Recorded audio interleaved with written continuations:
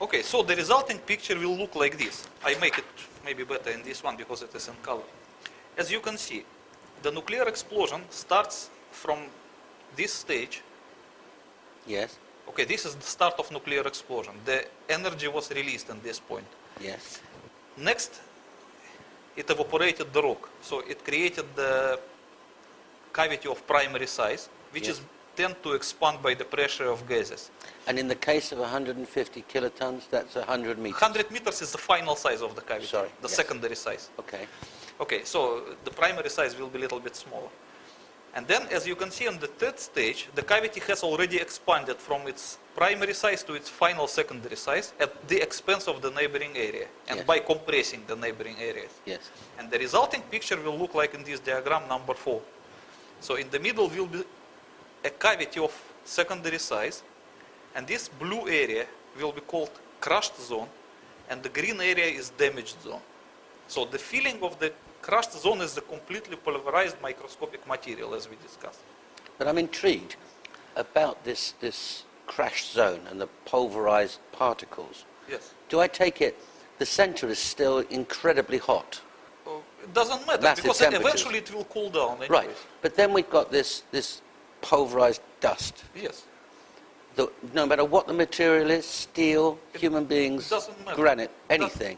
Anything, it will be just pulverized irrespectively of what it was. Because the pressure of these gases is so high that it will equally pulverize everything. In your book, you explain that the pulverized dust can take the form of what it was originally. Yes. Form and the But color. then you pick it up, Yes. and it's just dust. It's not there. Yes. So you can pick up some rock from here, and it will look like an original piece of rock. Like a pebble. Yeah, you can see the same color and the same form as it was before. Right. But when you grab it and you press it a little bit with your finger, it will just crush to the microscopic dust. So the atoms of that article are still the same material, Yes.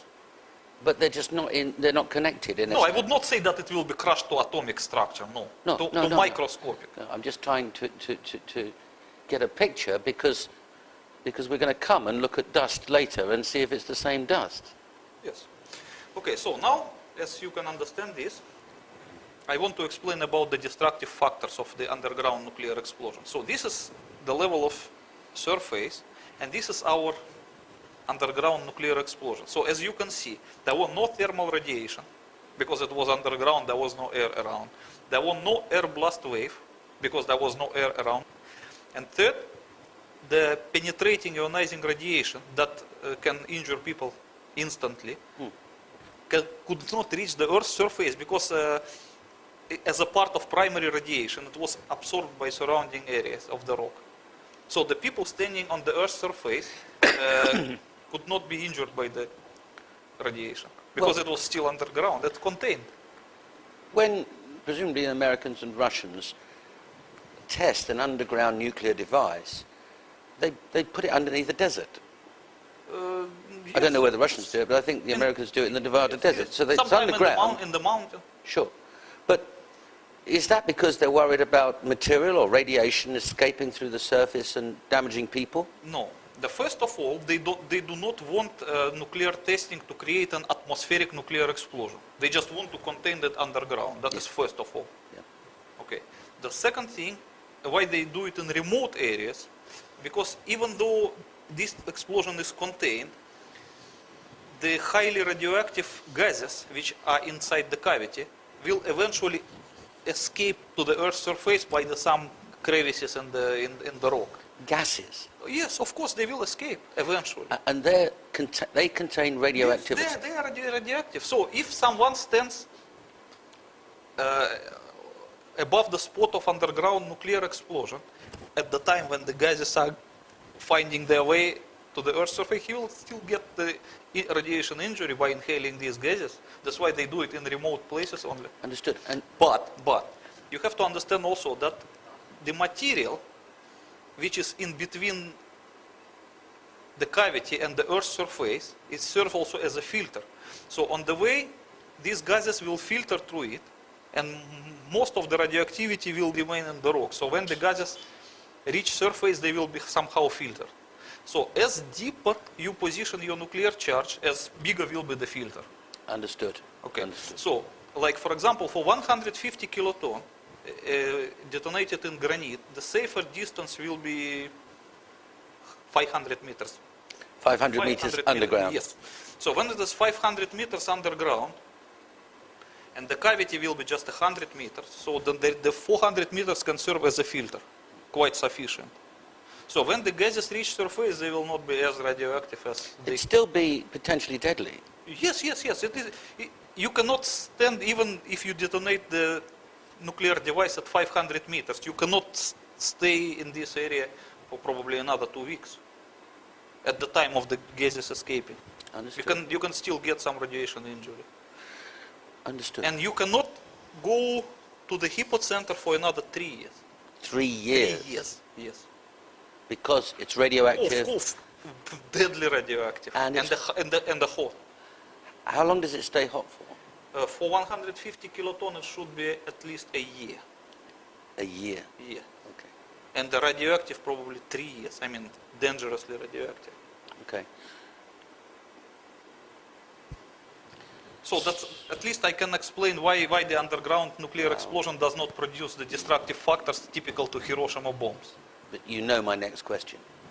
Dimitri, you've just explained about a general underground explosion and that 150 kiloton yield explosion should be 400 meters below the ground, below the earth, 500 below the, forgive me, 500 meters below the ground, the surface. Would that be the same measure that they used in the World Trade Center? No, of course not.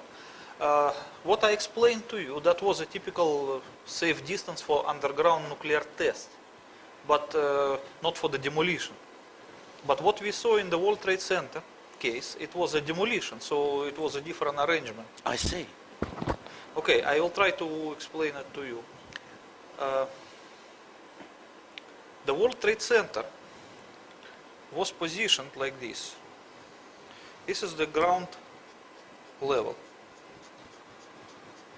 So the tower was built in that way that it went below the ground 27 meters. Yes. So the lowest underground floor of the Twin Tower was positioned 27 meters below the Earth's surface. Yes. So in order to demolish it, you have to position the nuclear charge at 50 meters below the lowest floor of the tower.